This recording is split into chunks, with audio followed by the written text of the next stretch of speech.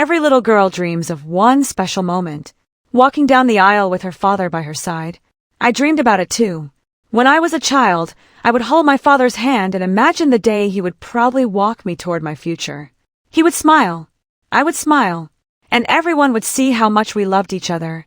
But life doesn't always follow childhood dreams. As the years passed, my father became distant. Work was always more important. Birthdays were forgotten. Phone calls became shorter. Family dinners disappeared. Even when we sat in the same room, it felt like we were miles apart. Still, when I got engaged, I believed everything would change.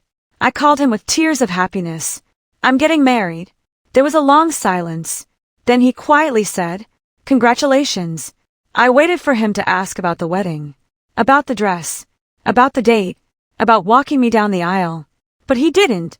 Weeks later, I finally asked, "Dad, will you walk me down the aisle?" His answer came without emotion. "No." I thought I had heard him wrong. "I'm sorry," he said. "I don't believe I should be there." The call ended, and so did a piece of my heart. That night, I cried until sunrise, not because I was getting married, but because the one person I wanted beside me had already walked out of my life. As wedding preparations continued, everyone asked the same question. "Who will walk you down the aisle?" I smiled politely. "I'll figure it out." But inside, I had no answer.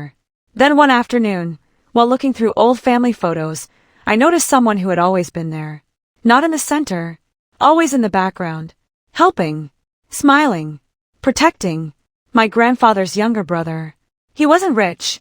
He wasn't famous. But whenever my father missed a school play, he came. When my bicycle broke, he fixed it. When I graduated, he cheered the loudest. When life became difficult, he never asked questions. He simply showed up. I hadn't realized it before. The man who never called himself my father had spent years quietly acting like one. I drove to his small house the next day. He opened the door with a warm smile. Before I could speak, tears filled my eyes. "I have something important to ask." He looked worried. "What is it?" I took a deep breath. "Will you walk me down the aisle?"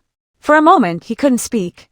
Then tears rolled down his face, and with a trembling voice, he whispered, "It would be the greatest honor of my life." The wedding day arrived.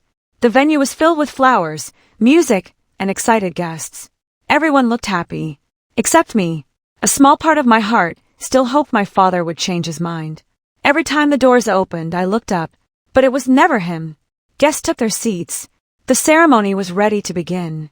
My phone stayed silent. No message. No call. No apology. Then the man waiting beside me gently squeezed my hand. "You don't have to be sad today," he said. "You are surrounded by people who chose to love you." Those simple words calmed my heart. The music started. The doors slowly opened. Hundreds of people stood to watch. I looked at the kind face beside me. He smiled proudly. And together, we took the first step. As we walked down the aisle, I noticed something unexpected. Many guests were crying. They knew the story.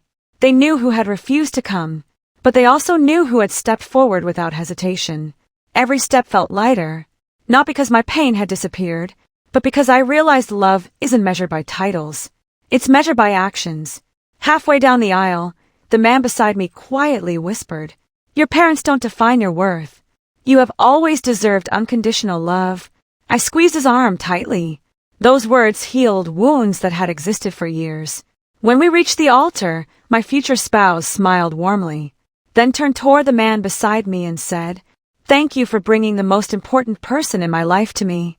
The room erupted into applause. For a moment, it felt like the entire world was celebrating not just a marriage, but true family. Just before the vows began, the back doors opened once again. Everyone turned around. My father was standing there. He looked nervous, older than I remembered. He slowly walked inside. The room became silent. For a second, I wondered if he had finally come to take his place beside me. But it was too late. That place was already filled. He stopped a few rows back and simply watched.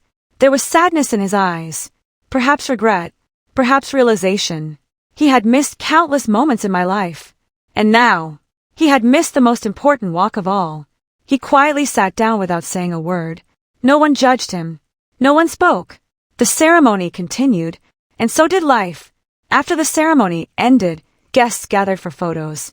Someone asked if I wanted a picture with my father. I smiled gently. Then I turned toward the man who had walked beside me, the man who had never broken a promise, the man who had shown up every time life became difficult. I took his hand and led him to the center. "This is the photo I want to remember forever," I said. His eyes filled with tears. So did mine. Later that evening, my father quietly approached me. "I'm sorry," he whispered. "I didn't realize what I was losing." I looked at him for a long moment. Then I answered softly, "Some people are fathers because of blood. Others become fathers because of love." He lowered his head. He understood. As the music played and the celebration continued, I realized something that changed my heart forever. The person who walks you down the aisle isn't simply the one who gave you life. It's the one who walked beside you through life. And sometimes, the one who says, "I'll be there," is far more important than the one who was supposed to. Hit the subscribe button and turn on the bell icon so you never miss a new emotional story. Your support means more than words can say, and it helps us continue bringing these untold stories to life.